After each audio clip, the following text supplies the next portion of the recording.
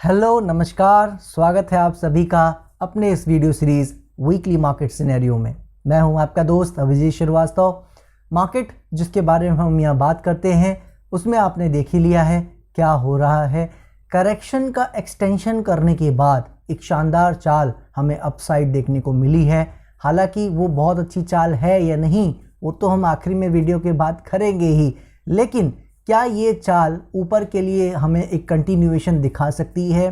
क्या ये चाल ट्रेंड में तब्दील हो सकती है? क्या हो सकता है यहाँ से, क्या नहीं, बात करेंगे आज उन सभी चीज़ों की। बिना देरी किए शुरू करते हैं आज का वीकली मार्केट सिनेरियो। चलिए बात कर लेते हैं सबसे पहले निफ्टी के बारे में। निफ्टी में आपको याद होगा हम जैसा बात कर गए थे कि एक बार अब इसने हमारे एरियाज को ब्रेक कर दिया है डिसाइसिवली। इसका साफ मतलब ये है कि करेक्शन एक्सटेंड हो चुका है, जिसकी उम्मीद हम यहाँ नहीं कर रहे थे, राइट। इसीलिए अब कुछ करना भी नहीं है यहाँ पे जब तक कुछ क्लैरिटी हमें ना मिल जाए। बहुत अच्छी चाल लास्ट के वीक में हमें मिली है, ऊपर की ओर आने की कोशिश किया है नो डाउट, लेकिन क्या ये अप ट्रेंड में तब्दील हो गया है? क्या ये ऊपर जा रहा है? इसका जवाब जो आज चाहता है अनफॉर्चुनेटली उसको नहीं मिल सकता। तो अब क्या करें? मतलब क्या बिल्कुल बाहर ही बैठ के तमाशा देखें? क्या इसमें हम कुछ भी जान नहीं सकते? देखिए डिटेल में बातें तो हम कंक्लूजन में इस चार्ट के सेक्शन के बाद वीडियो में करेंगे ही, लेकिन जब हम यहाँ चार्ट्स पे बात कर रहे हैं तो लेवल्स को समझना ज़रूरी है। तो अभी जिस तरह के ये एरिया में आ चुका है, यहाँ किसी भी तरह का प्रेडिक्शन करना अपने आप को बेवकूफ़ बनाना होगा। करने वाले बिल्कुल कर रहे होंगे कि बढ़ जाएगा, कोई कह रहा होगा गिर जाएगा। करने वाले जैसा मैंने कहा कुछ भी कर रहे होंगे। हमारा सिर्फ मानना ये है जब तक ये सबसे पहले ये 350 19,400 इस एरिया को पार करना शुरू नहीं करता, तब तक किसी तरह की भी हम एक कह सकते हो आप प्रिडिक्शन करने की स्टार्ट भी नहीं कर सकते। यानी इसके नीचे इसके पास पूरा राइट है, या तो चाहे ये यहाँ पे समय बिता ले या तो चाहे थोड़ा ये नीचे चला जाए, कुछ भी करने के लिए अभी ये फ्री है। एक बार इन लेवल्स के ऊपर आता नजर आएगा तो कुछ क्लैरिटी आती नजर आएगी कि फिर किस लेवल का इंपॉर्टेंस बढ़ेगा या घटेगा, तो वो डिपेंड करेगा आने वाले बिहेवियर पर जो प्राइस में हमें दिखने वाला है। लेकिन जब तक वो नहीं दिखता है, जब तक हमें और डेटा नहीं मिलता है कि इस लेवल के नीचे आखिर ये क्या करने आया है, क्यों आया है, क्या मकसद हो सकता है, जब तक वो क्लैरिटी हमें नहीं मिलती है, लेवल के तौर पर अभी कुछ भी बात करने का फ़ायदा नहीं है। ऊपर में सेम लेवल है 19,350 400। इस जोन को पहले डिसाइसिवली पार करे, तो जब तक कोई क्लैरिटी नहीं मिलती है सिंपली इसी रेंज को जो कि 19,350 19,400 से 18,500 के बीच में है, इसी के बीच में इसको काम करने देना चाहिए। जब तक इस रेंज से बाहर किसी साइड नहीं निकलेगा, किसी भी तरह का प्रेडिक्शन अभी करने का फायदा नहीं होगा। बैंक निफ्टी में भी वैसे अगर आप देख पा रहे होंगे चार्ट ऑलमोस्ट एकदम सेम है, सिमिलर हैं। जैसा निफ्टी में काम हो रहा है वैसा ही बैंक निफ्टी में काम हो रहा है। फिर भी कुछ चीज़ें हमें ऐसी दिख रही हैं जो निफ्टी से अलग हैं, और हमेशा ही वो चीज़ें बैंक निफ्टी में अलग रही हैं, राइट। इसीलिए जो हमारे लिए मेजर एरिया है वो भी बैंक निफ्टी में अलग है। जहां हमने निफ्टी में दिया है करीब करीब ये एरियाज जो कि 43,700 के आसपास आने चाहिए, लेकिन हम यहाँ बैंक निफ्टी में उसकी बात नहीं कर रहे हैं। हमने यहाँ पे आपको दूसरी रेंज दे रखी है 45,000 से 41,800, जो कि बहुत बड़ी रेंज होती है, राइट। जी हाँ, लेकिन ये कोई हमने ट्रेडिंग के लिए या उस तरह से रेंज नहीं दी है। ये हमारा निगलेक्टिंग जोन है, यानी इसके बीच में हम किसी तरह का कोई प्रयास खास नहीं करेंगे बाय के लिए या सेल के लिए। ये टोटल आप कह सकते हो अवॉइडेबल जोन है। इसके नीचे चलेगा प्रॉपर शॉर्ट सेल, इसके ऊपर चलेगा उम्मीद ये कर रहे हैं आज, क्योंकि अभी भी कह पाना जल्दी है कुछ भी, लेकिन उम्मीद यही कर रहे हैं इसके ऊपर फिर हमें प्रॉपर बाय देखने को मिल सकता है। अब क्या करेगा, कैसे करेगा, अभी बहुत सवालों के जवाब मिलने बाकी हैं। जब तक किसी तरह का बिहेवियर क्लियरली हमें नज़र नहीं आ जाता, दूर रहने में ही ज़्यादा भलाई नज़र आ रही है। और अब आ गए हैं फार्मा सेक्टर के चार्ट पर। कोई भी नया अपडेट इसमें भी आप देख पा रहे हो नहीं है। नीचे रेड लाइन का हमने बात किया था, मैक्सिमम एरिया है, यहाँ तक लो लगाने आ सकता है। नहीं आया आपने देखा अभी तक, वापस आ सकता है। याद रखिएगा, मैं फिर याद दिलाना चाहूँगा, जब तक ये रेड लाइन एरिया जो हमारा मूविंग एवरेज का एरिया है इसे डिसाइसिवली ब्रेक नहीं करता है, तब तक फार्मा सेक्टर में किसी भी तरह के डाउनफॉल की एक्सपेक्टेशन या करेक्शन में एक्सटेंशन की एक्सपेक्टेशन हम नहीं करेंगे। तब तक हम यही मानेंगे कि सूनर और लेटर यही कहीं काम करके ये वापस ऊपर की ओर चलता नज़र आ सकता है। तो क्या करेगा, कैसे करेगा, वो देखिए समय बताएगा। फिलहाल 14,600, 14,400 इसी एरिया को हमें फॉलो करने की फार्मा सेक्टर में ज़रूरत है। मेटल सेक्टर में जैसा आपको पता है लास्ट वीक ही लेवल कट गया था और आप देख रहे हो अंडर परफॉर्मेंस क्लियरली विजिबल है। जहां और सेक्टर्स में ऊपर की ओर चालें आई हैं, जैसा हमने निफ्टी, बैंक निफ्टी, फार्मा सब में देखा, लेकिन आप देख पा रहे हैं मेटल सेक्टर में ऐसा नहीं हो पाया है। वो लो के पास ही एक रेंज बनाता नजर आ रहा है। क्लियरली ये आप कह सकते हो अंडर परफॉर्मेंस का साइन है। तो मेटल सेक्टर भी टोटल अवॉइडेबल सेक्टर है, इसमें तो कोई भी बात करने का अभी फिलहाल फायदा नहीं है। जितनी भी बातें, जितनी भी लाइन हमने मेटल सेक्टर के बारे में कही हैं, ऑलमोस्ट वो एनर्जी सेक्टर पे भी लागू होती हैं। हालांकि आप देख पा रहे हो एनर्जी सेक्टर में हमारा हमेशा से रुझान ज़्यादा रहा था। हमने यहाँ कितना बात किया था इसके बारे में, कोई जल्दबाजी नहीं करनी है, बहुत अच्छा कर सकता है, उम्मीदें हैं हमें। लेकिन जो लेवल ब्रेक किया था आप देखो कितनी तेजी से ऊपर आता नजर आया है। यानी अभी भी वो फाइट ज़रूर दिखा रहा है। कामयाब कल को हो पाएगा या नहीं ये तो देखिए वक्त बताएगा। लेकिन एनर्जी सेक्टर में आप खुद भी वो स्टीम, वो फायर फील कर रहे होंगे। आप खुद देख रहे हैं कितनी बड़ी चाल उसने नीचे से दी है, करीब करीब 17,800 के आसपास से 18,800। बहुत बड़ी चाल है, ये मायने रखता है विद इन अ वीक इस तरह की चाल देना। तो बहुत अच्छे से मोमेंटम हो रहा है एनर्जी सेक्टर में, बट फिर भी अनफॉर्चुनेटली अभी हम इसमें ज़्यादा जल्दबाजी भी नहीं कर सकते। मार्केट की क्लैरिटी, हमें कंफर्मेशन उसकी ज़रूरत है। तो एनर्जी सेक्टर से भी अभी फ़िलहाल दूर रहना चाहिए। कल को कुछ क्लैरिटी मिलेगी, एनर्जी सेक्टर में सबसे पहले बात हम ज़रूर करते नज़र आएंगे। आईटी सेक्टर पे जब हम बात कर रहे हैं तो आईटी सेक्टर में पूरा मेटल सेक्टर का आप कह सकते हो फॉर्मूला फॉलो हो रहा है। अंडर परफॉर्मेंस आपको प्रॉपरली यहाँ नज़र आ रही है। इसमें भी हम इंटरेस्टेड थे मेटल की तरह, लेकिन अब जब तक ये क्लैरिटी नहीं देंगे पूरी तरह से हमें दूर रहना है।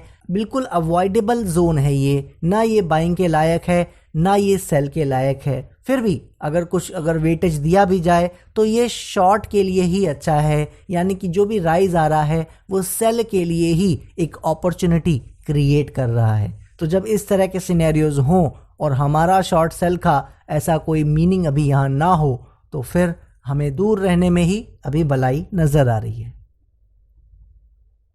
मगर क्या हम लोग ऑटो सेक्टर के बारे में ऐसी बात कर सकते हैं?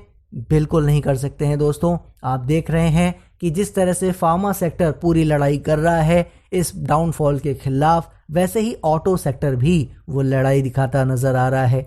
क्या ये कंटिन्यू कर पाएगा? क्या ये इन एरियाज को होल्ड कर पाएगा? ये तो देखिए वक्त ही बताएगा।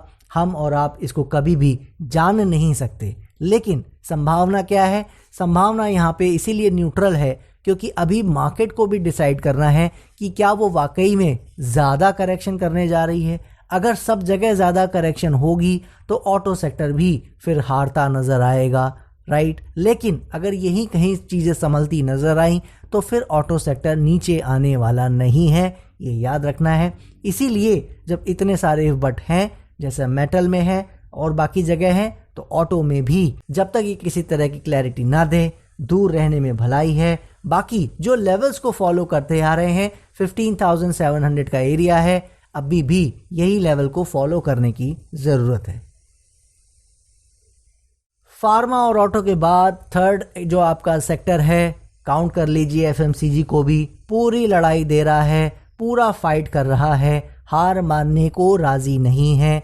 अच्छी बात क्या है, सपोर्ट एरिया के आसपास हमारे मूविंग एवरेज के एरियाज भी आ चुके हैं। यानी इसके नीचे हमें अच्छी क्लैरिटी हो जाएगी। अगर इसको डिसाइसिवली ब्रेक करता है तो फिर करेक्शन का साइज ज़रूर प्राइस और टाइम में बढ़ता नज़र आ सकता है। तो क्या मार्केट सभी जगह पे करेक्शन के साइज को बढ़ाएगी या नहीं, ये वक्त बताएगा। फिलहाल एफएमसीजी में जो एरिया हम फॉलो कर रहे हैं एग्जैक्टली हमें अब लो मिल चुका है। ये एरिया है 50,600 के आसपास। तो जब तक 50,600, 51,000 इन एरिया से ऊपर काम कर रहा है, एफएमसीजी में भी फिलहाल घबराने की ज़रूरत नहीं है। मार्केट कल को प्रॉब्लम बढ़ाएगी, ये याद रखना है। तो फिर एफएमसीजी भी अपने लेवल को ब्रेक करता नज़र आ सकता है। क्या होगा वो हम आने वाले समय में ज़रूर देखेंगे। पीएसयू बैंक को भी इसी फाइट में काउंट कर लीजिए। सपोर्ट के ऊपर से ही बढ़िया से बाउंस दिखाता नज़र आ रहा है। हालांकि जैसा मैंने लास्ट वीक कहा था, अभी फिर कहना चाहूँगा, ये वापस नीचे आना चाहे आ सकता है, कोई दिक्कत नहीं है। मेन चीज़ क्या है, इन एरियाज़ के नीचे सस्टेनेबिलिटी नहीं होनी चाहिए, प्रॉपर कैरेक्टर नज़र नहीं आना चाहिए। 4550, 4590 इन एरियाज़ को इसे डिसाइसिवली ब्रेक नहीं करना चाहिए। जब तक ऐसा नहीं हो रहा है, पीएसयू बैंक ज़्यादा अच्छी कंडीशन में है, मुझे कहना चाहिए ये ज़्यादा अच्छा करता नज़र आ सकता है। आने वाले समय में अगर मार्केट ने थोड़ा सा साथ दिया तो जिस तरह से हम एनर्जी सेक्टर में कुछ अच्छे की उम्मीद कर रहे हैं, पीएसयू बैंक का नाम भी उसी लिस्ट में शामिल है, क्योंकि ये भी अच्छी करेक्शन करके निकालने की कोशिश कर रहा है। फिलहाल लेवल को ही फॉलो करने की ज़रूरत है। ये ऐसा सेक्टर है जो सिर्फ फाइट नहीं कर रहा है, उस फाइट को विन भी करता नज़र आ रहा है। जी हाँ, ये रियल्टी सेक्टर का चार्ट है। ऐसे ख़राब टाइम में भी बढ़िया काम कर रहा है।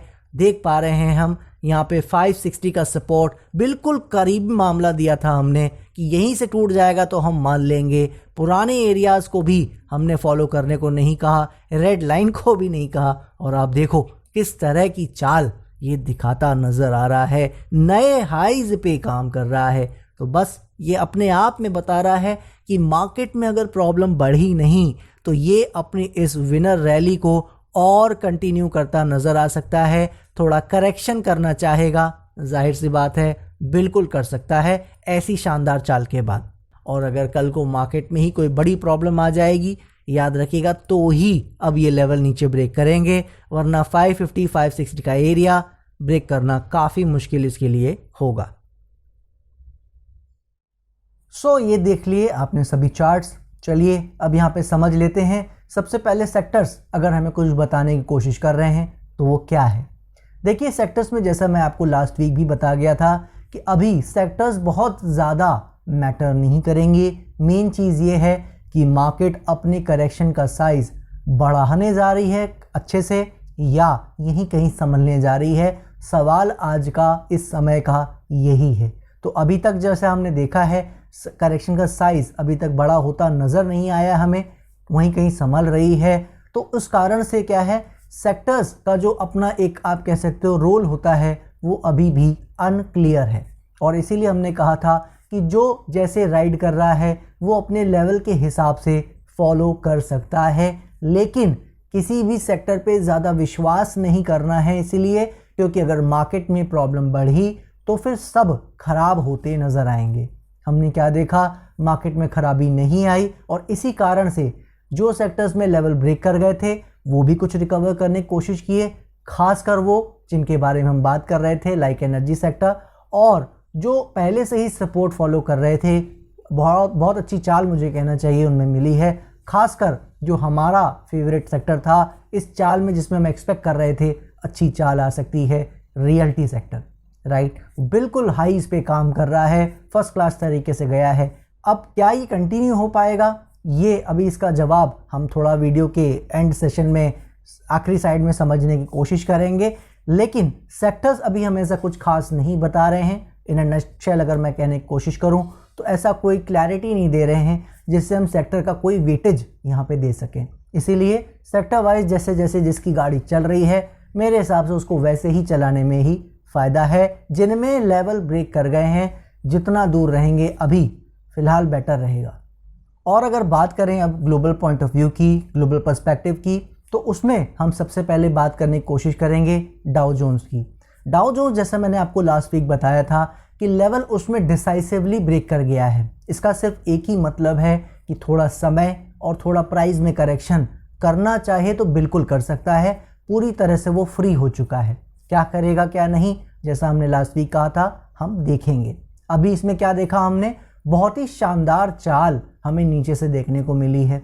तो अगर अब ये बहुत बढ़िया चाल आ चुकी है तो क्या इसके ट्रेंड चेंज हो चुके हैं, वापस से ये सेफ टेरिटरी में आ चुका है? तो उसका जवाब याद रखिएगा, अभी भी नो है। जैसा मैंने आपको बताया भी था कि एक बार आप ख़राब जगह पे आ जाते हो तो फिर उसके कॉन्सिक्वेंसेस ज़्यादातर टाइम हमें झेलने ही पड़ते हैं। जैसा हम लोग कहते हैं ना कि अगर पाकिस्तान से कोई बॉर्डर क्रॉस करके इंडिया में आ जाए तो अगर वो एक नागरिक भी हो, अगर एक वो सिंपल मैन भी हो, तो भी हमें उस पर शक करना पड़ता है कि वो कैसे इस पार आ गया है। उसकी पूरी जांच पड़ताल होती है, तभी उसको वापस भेजा जाता है। ऐसे नहीं भेज दिया जाता कि उसने कह दिया कि भाई मैं तो नागरिक हूँ, गलती से आ गया, राइट? क्योंकि ऐसा हो जाता है। तो इसीलिए अगर आप एक गलत जगह में आ गए हो जहां आपको नहीं आना चाहिए था, तो अब पूरी क्लैरिफिकेशन चाहिए। और जब क्लैरिफिकेशन की बात आती है तो उसमें थोड़ा समय लगता है, थोड़ा पेपर वर्क लगता है, बहुत सारी चीज़ें होती हैं, राइट? इसीलिए हमारे यहाँ मार्केट में भी अगर ये गलत जगह पे आ गया था तो अब यहाँ से ये अच्छा करना चाह रहा है या नहीं, उसका पहला साइन इसने दिखाया है कि ये नागरिक है, इसके पास कोई हथियार नहीं मिले हैं, अभी तक इसका बिहेवियर अच्छा रहा है। लेकिन क्या ये कोई ड्रामा कर रहा है या ये वाकई में एक सिंपल सा नागरिक है? इसका जवाब थोड़ा सा वक्त में आगे पता लगेगा। इसीलिए अभी ज़्यादा कमेंट्री इस पे नहीं करनी है। सेम एज़ वेल अगर आप देखोगे बाकी इंडेक्सेस में, जैसा मैंने बताया था, ज़्यादातर इंडेक्स अभी भी परेशानी में है, सब में बाउंस आता नज़र आ रहा है, राइट? चाहे वो नैस्डैक हो, कैक हो, डैक्स हो, FTSE हो, सब बाउंस दिखा ज़रूर रहे हैं। अच्छी चाल सब में आई ज़रूर है, लेकिन उससे हमारा ज़्यादा ऐसा कोई इंटरेस्ट नहीं आया जितना आया है, आप कह सकते हो, डॉलर इंडेक्स के चार्ट से। जी हाँ, डॉलर इंडेक्स का चार्ट जो मैंने आपसे बताया था कि वो उसको क्लोजली वॉच करने की ज़रूरत है, क्योंकि अगर वहाँ से कोई प्रॉब्लम आई तो फिर दिक्कत आएगी। लास्ट वीक जैसा मैंने आपको बताया था कि दिक्कत अभी उसकी तरफ से नहीं आई है, वो अभी रेंज में ही काम कर रहा है, तो कोई प्रॉब्लम अभी फ़िलहाल नहीं है। इस वीक क्या हुआ है, जब ग्लोबल मार्केट में जो स्टॉक मार्केट है वो बढ़ रहे हैं, डॉलर इंडेक्स गिरता नज़र आया है। बहुत नहीं गिरा है, ये सच है, लेकिन फिर भी जो उसका जो आप कह सकते हो साइन है, वो हमारे लिए, स्टॉक मार्केट के लिए पॉजिटिव ही है, क्योंकि वो थोड़ा सा नीचे आने की कोशिशें कर रहा है। एक अच्छी चीज़ जो वाकई में पॉजिटिव और क्या हुई है उसको समझना ज़रूरी है। एक हमारा जो बात की थी, आपको याद होगा, रसेल 2000 इंडेक्स की, जो स्मॉल कैप का आप कह सकते हो इंडेक्स है आपका US की मार्केट में, उसके बारे में हमने डिस्कशन किया था। अगर आपको याद हो, हमने बात की थी कि वो काफ़ी बेरिश नज़र आ रहा है और वो नीचे जाता नज़र आ रहा है, जो कि एक अच्छा साइन नहीं है। क्या देखा है इस वीक आपने? अब तक आपने देख लिया है कि जिस बियरिशनेस की हम बात कर रहे थे वो यहाँ पे दिखती नज़र आई, एक अच्छा फॉल आया। लेकिन अच्छी बात क्या हुई है कि हमारे सपोर्ट एरिया, या कह सकते हो आप जो रेंज चल रहा था इसमें ऑलरेडी, उसका सपोर्ट लेके ये वापस ऊपर चलने की तैयारी कर रहा है, अच्छे से निकलता नज़र आ रहा है। सो हमारी जो स्मॉल कैप है इंडेक्स, उस पर ये फ़र्क पड़ेगा नहीं पड़ेगा रसल का, ये तो देखिए समय बताएगा। लेकिन अगर हम अपने स्मॉल कैप इंडेक्स के चार्ट को ही देखें, 12,000 का एरिया बहुत अच्छे से होल्ड कर रहा है, इसी के आसपास लो भी लगा गया है, जिसके बारे में हम लास्ट वीक बात करना शायद भूल गए थे। तो स्मॉल कैप भी बहुत अच्छे तरीके से काम कर रहा है, कहीं कोई इसमें दिक्कत नज़र नहीं आ रही है। क्रूड ऑयल आप देख ही रहे हो कितना बढ़िया तरीके से काम कर रहा है, वापस 93-94 डॉलर जाके 90 के नीचे बहुत ही कंफर्टेबली काम कर रहा है। हालांकि नीचे गिर जाएगा इसकी कोई क्लैरिटी नहीं दे रहा है, लेकिन अच्छी बात क्या है,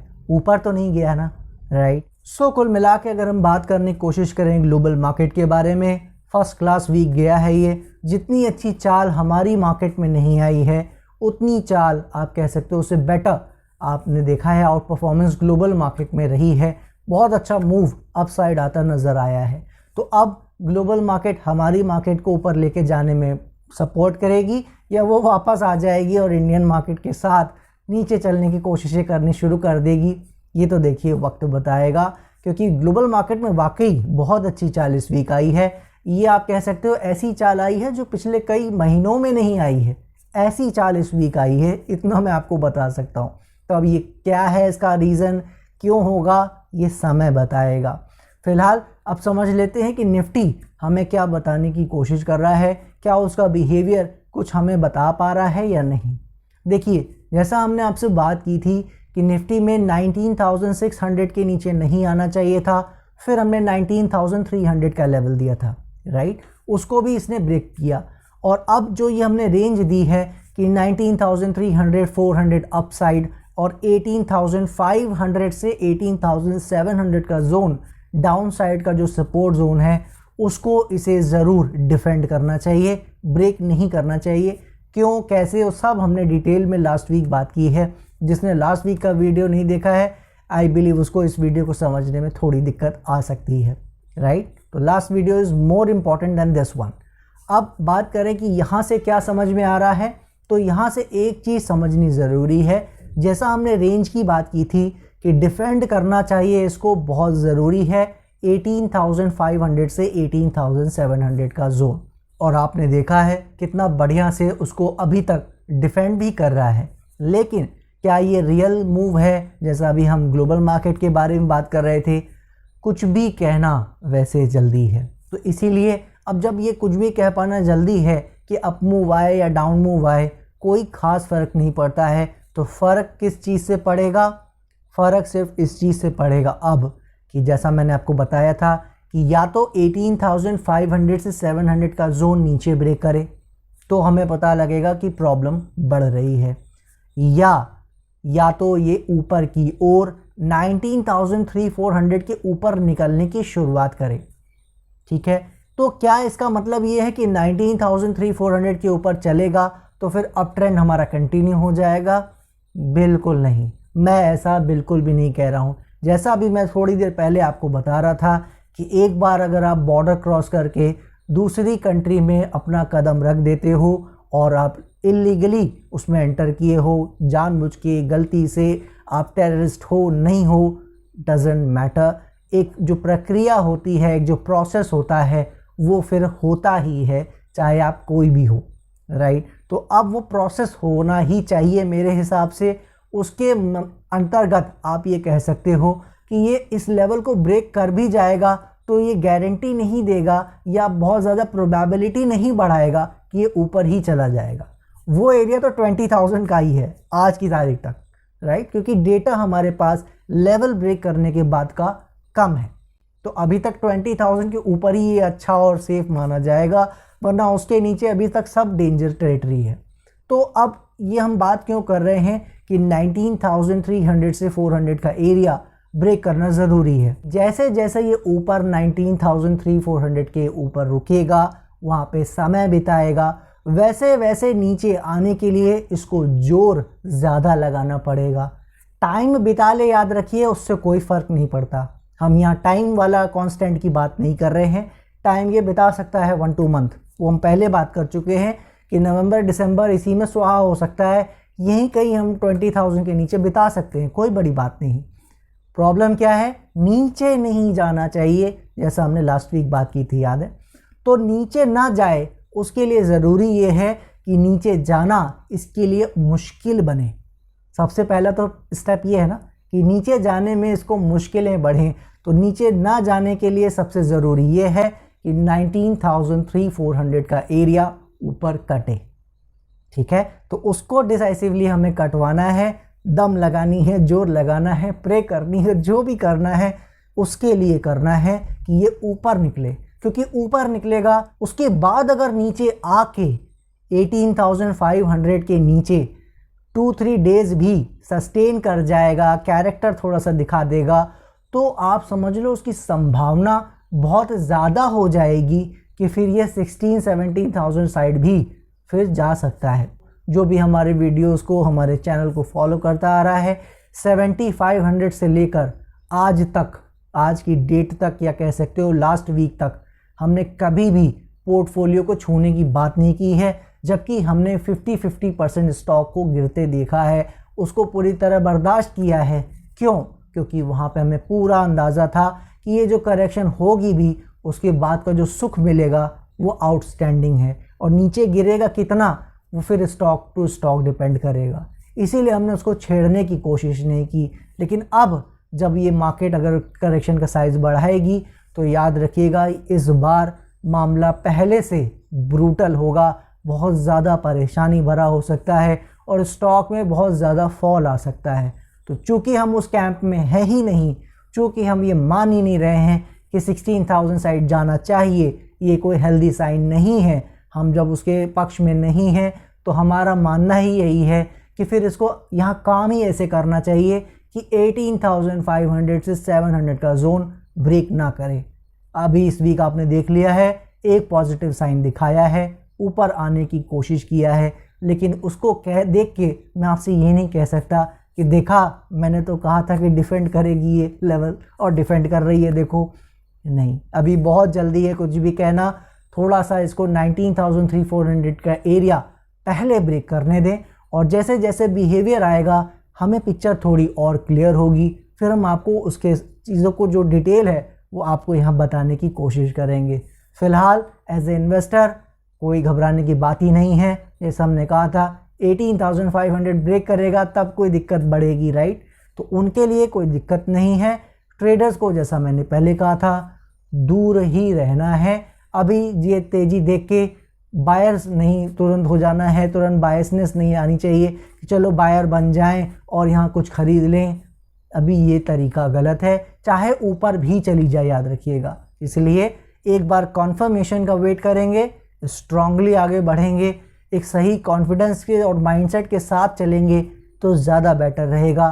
कन्फ्यूजन में काम भी करें, डर डर के रहें और उसके बाद पता लगा गैप डाउन पे गैप डाउन होने लगे, कोई न्यूज़ ऐसी आ जाए जो उस गैप डाउन को सपोर्ट करने लगे, फिर आप कहोगे कहाँ फंसा दिया। तो ये वो समय है जहाँ पे गैप डाउन्स भी हो सकते हैं, याद रखिएगा। मैं डरा नहीं रहा हूँ, मैं सिर्फ आपको सिचुएशन के बारे में बता रहा हूँ। आप बॉर्डर क्रॉस कर चुके हैं, आप टेररिस्ट की कैटेगरी में आ चुके हैं, आप हैं या नहीं हैं अब आपको अपनी अच्छाई से साबित करना पड़ेगा। इसी तरह मार्केट को साबित करने दें, उसको थोड़ा समय दें, उसका बिहेवियर नोटिस किया जा रहा है, डोंट वरी कि वो वाकई टेररिस्ट है या एक सिंपल नागरिक है पाकिस्तान का। तो हमें वो पता करने दें, एक बार क्लैरिटी होगी हम यहाँ उसकी ज़रूर बात करेंगे। आशा करता हूँ आप मेरी बात थोड़ा समझ पाए होंगे। जो भी चीज़ समझ में ना आई हो ज़्यादा लोड लेने की ज़रूरत नहीं है। एज ए ट्रेडर दूर रहना है, एज ए इन्वेस्टर बने रहना है, सिंपल एज दैट। ठीक है, दीजिए मुझे इजाज़त, नेक्स्ट वीक फिर मिलेंगे। तब तक के लिए जय हिंद, जय भारत।